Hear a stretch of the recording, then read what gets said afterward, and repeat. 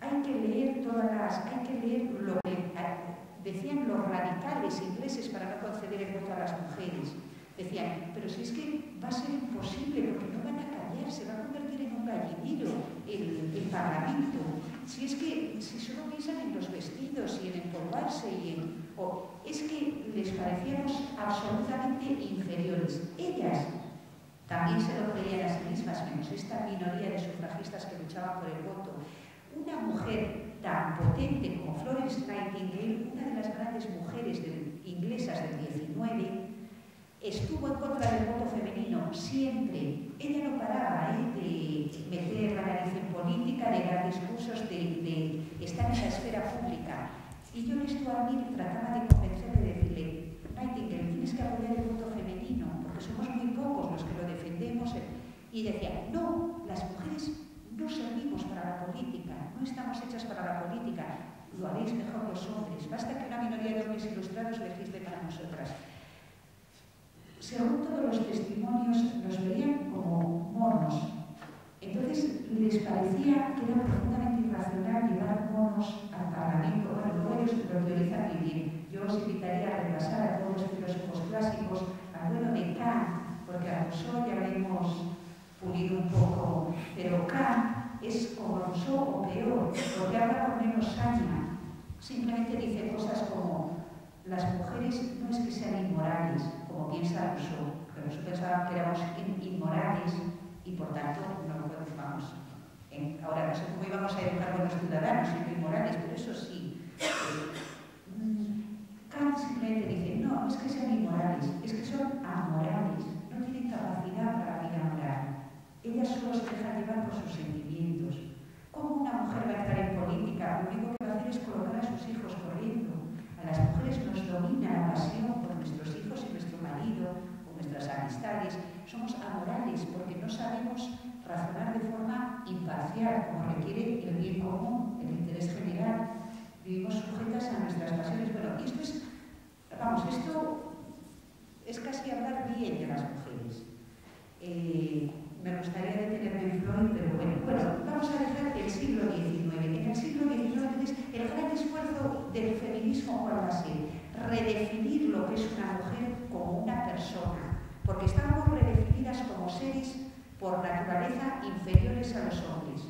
¿Inferiores en qué? En cuanto a nuestras capacidades intelectuales, en cuanto a nuestras capacidades morales, que se nos negaba, y en cuanto a nuestras capacidades físicas, porque aunque ahora parezca ridículo, los defensores de la diferencia siempre empiezan por lo físico. Pero si es que somos diferentes y tú dices, a ver, ¿dónde? Y te dicen, pues mira, físicamente es que se ve que... y eso actuaba para impedir que las mujeres entrasen en el Parlamento.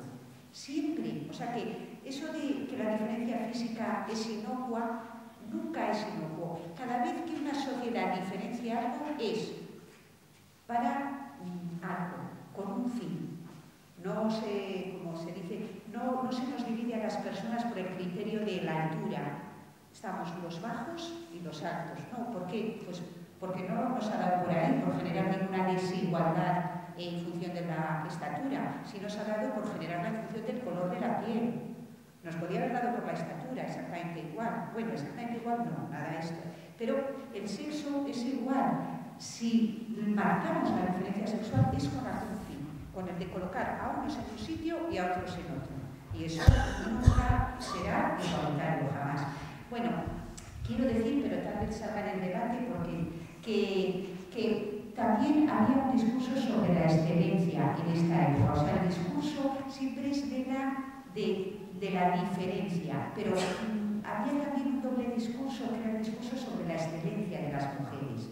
Y que además los mismos autores que se habían despachado, como Kant, con que las mujeres éramos incapaces de tener vida moral, con lo que hacían el discurso de la inferioridad femenina, unas páginas más adelante o en otro libro aparecen diciendo que las mujeres somos en realidad la reserva moral de la humanidad, que no soportamos el sufrimiento o toda la célebre capacidad de entrega, de sacrificio, de abnegación, la beneficencia femenina, se teorizaba también al mismo tiempo que en realidad las mujeres éramos supermorales.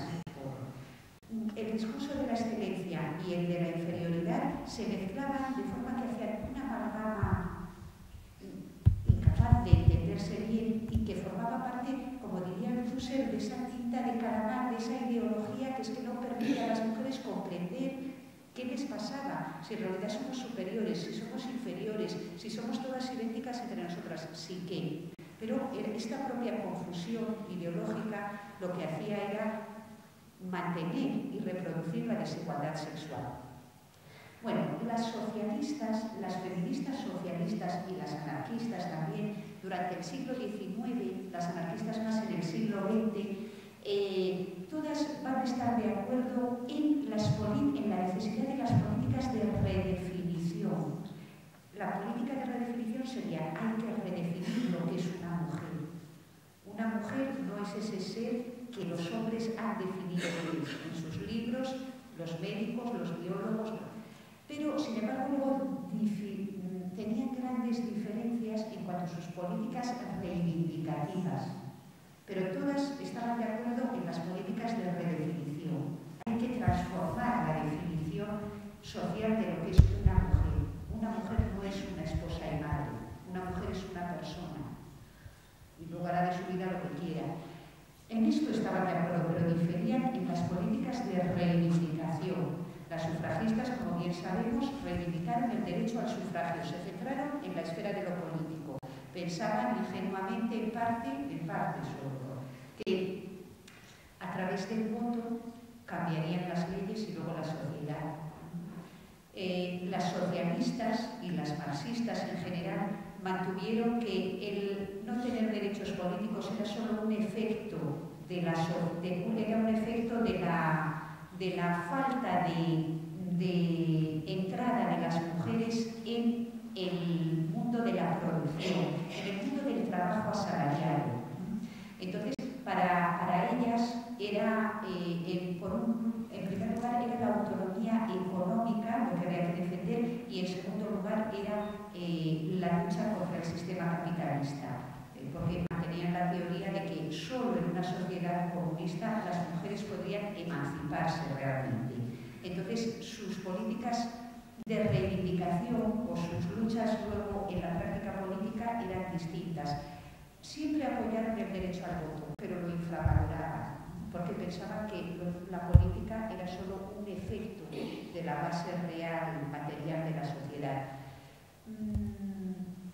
Y las anarquistas, en buena medida, ni lo uno ni lo otro. Yo la verdad es que he leído a algunos teóricos anarquistas, he leído a Emma Goldman y de ella hablo. Emma Goldman despreciaba tanto los derechos políticos como la visión comunista de que las mujeres se emanciparían en un Estado fuerte, que le ponía los pelos de punta, que el Estado, como defendían las comunistas, fuese a legislar sobre la vida cotidiana de las mujeres y sobre decisiones como, por ejemplo, la reproducción de la especie. En que, vamos, claramente, Alejandra Kollontai lo dice claramente, en un Estado comunista, los hijos que tenga una mujer lo decidirá el Estado. Y así era, no podía ser de otra manera una vez que había teorizado la maternidad como un derecho social y un deber social. Bueno, pero paso al siglo XX ya porque para volver a marcar esta diferencia entre políticas de redefinición o la importancia de la teoría para la lucha feminista y cómo no es que la práctica no tenga importancia, la práctica la tiene todo, pero lo importante es ver cómo la práctica solo viene después de décadas de estar dándole vueltas a la teoría. Por ejemplo, voy